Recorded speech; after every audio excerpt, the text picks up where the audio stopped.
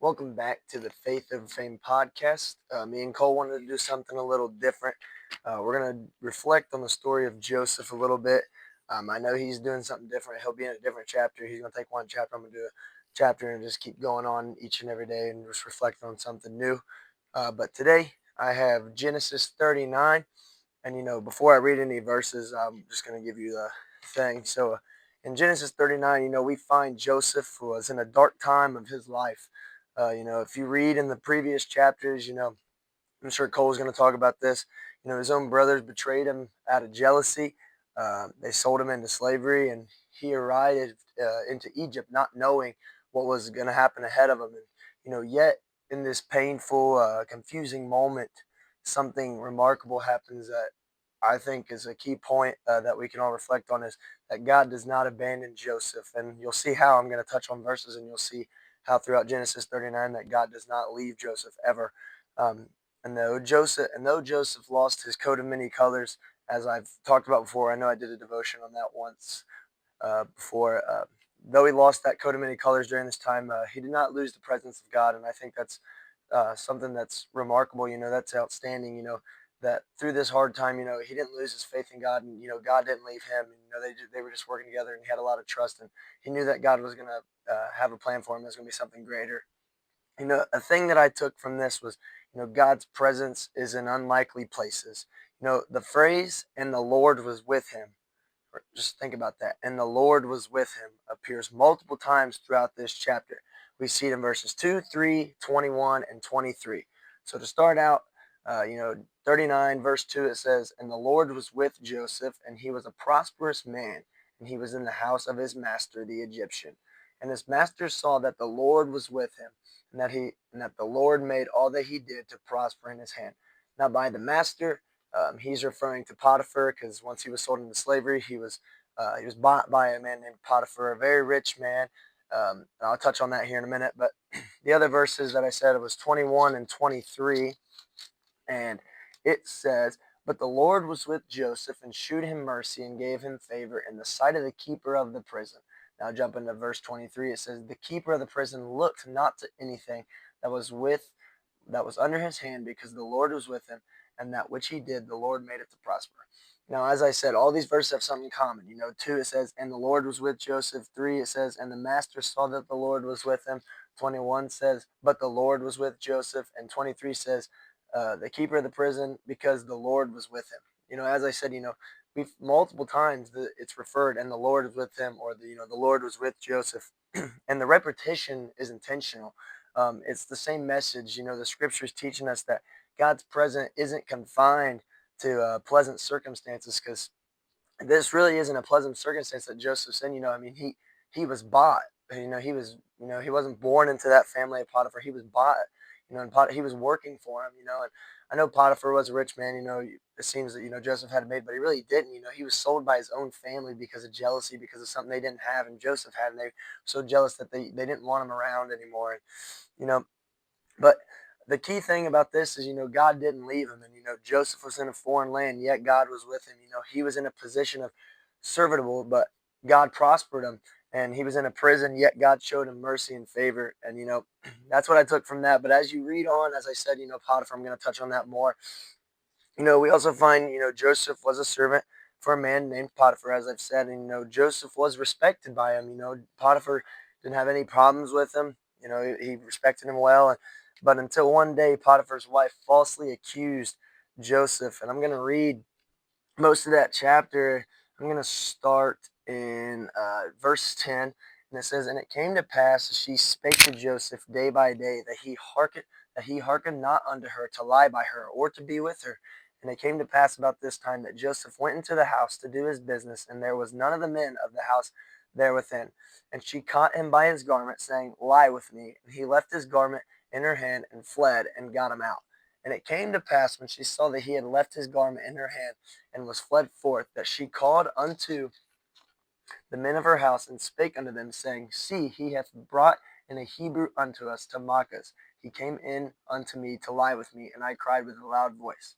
And it came to pass, when he heard that I lifted up my voice and cried, that he left his garment with me, and fled, and got him out. And she said And she laid upon his garment, until his Lord came home. And she spake unto him according to these words, saying, The Hebrew servant which thou hast brought unto us came in unto me to mock me. And it came to pass, as I lifted up my voice and cried, that he left his garment with me and fled out.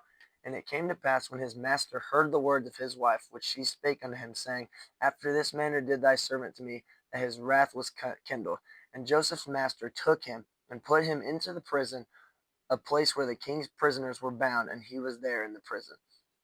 You know, see, Joseph tried to tell Potter's wife, "No, I don't want to lie with you. I don't want to be anything around you."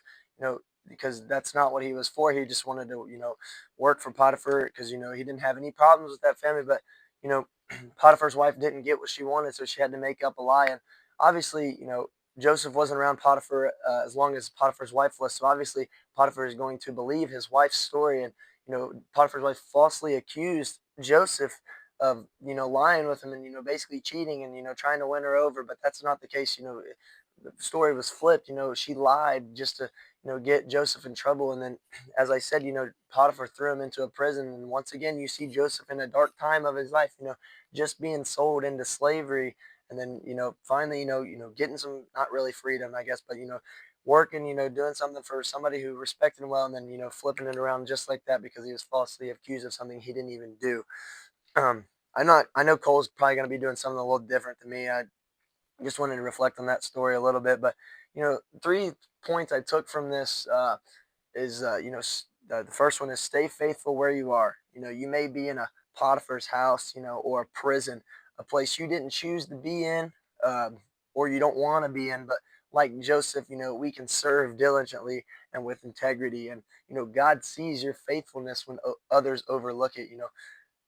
Joseph, he just accepted, go to prison, because he knew that, God was going to have a greater purpose for him in life. And we'll get to that later on, that as the chapters go on, it talks about how God calls him up and yada, yada, yada. But that's for another day. We're just reflecting on this. So my second point is, guard your integrity. Joseph refused to sin against God. God, even when temptation offered comfort and status, righteousness may cost you in the short term, but trust me, it'll position you for everlasting life. If we don't want to sin against God and we want to live a complete life for God, strive to be like Him each and every day, and do what He's called us to do. And obviously, life's gonna feed you lies and say, yo, you don't need to do that, or oh, it's okay to do this every once in a while. But if we're just staying faithful to God, following the path that He has for us, it's going to lead to something greater. Whether that's going to bless us in the long run, because at the end of the long run, that's heaven. That's what we should strive to go to each and every day. We want to go to that place and spend eternity with Him, and we can if we just guard our integrity and we don't want to sin. We want to live a sinless life. I know it's impossible. Not everybody sinned, but we can just stay faithful to God. And we can guard Him in our hearts and say, "I'm going to live for Him each and every day." The third one I have in the last point, I know I'm not very long, but trust God's unseen plan. Joseph didn't know that his suffering was preparing him for a higher calling. And by the higher calling, I mean, God's going to, obviously, in the book later on, He's going to bring him out of something and put him in a position Joseph probably didn't even see himself in. But God does that to the faithful servants of Him, and He's going to bless you with things that we can't even imagine. But likewise, your current hardship that may be shaping you for a purpose greater than you can imagine.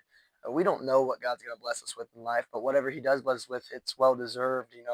I mean, He doesn't have to bless us with it, but He chooses to because we're being faithful to Him, and He blesses those that are faithful to Him. And as I said, Joseph was faithful during these hard times, times where he felt like he was at the bottom. I did a devotion called, I think it was From the Pit to the Platform. God called him from, being sold into slavery, put in a prison, up into a position where probably Joseph didn't even see himself being in, but God did it because Joseph was faithful to him and remained faithful during the times. God knew that Joseph was going to be in those positions all along, and he was, maybe it was a test to see if Joseph could really keep the faith, and he did, and that's why God was faithful to him and blessed him with things that Joseph couldn't even imagine. So my encouragement to you is that no matter what the situation you're going through, or whatever you've been through in life, there's always something that's good that's going to come out of it. We may never see it, but it could help somebody else. Everything happens for a reason. Everything's, God knows He's in control of it. It happened for a reason. He knows why we don't, and we shouldn't question why it happened. Instead, we should just keep staying faithful to Him because it's in the long run, it's going to bless us with something that greater than we can imagine. I know we can get a visual of what heaven looks like, but I mean, it's probably greater than what we can imagine, and we should strive to do that each and every day. No matter what we're going through, whether we're down or we're at the highest of highs, we should just remain the same and, want to strive to be more faithful to God each and every day and grow closer to Him.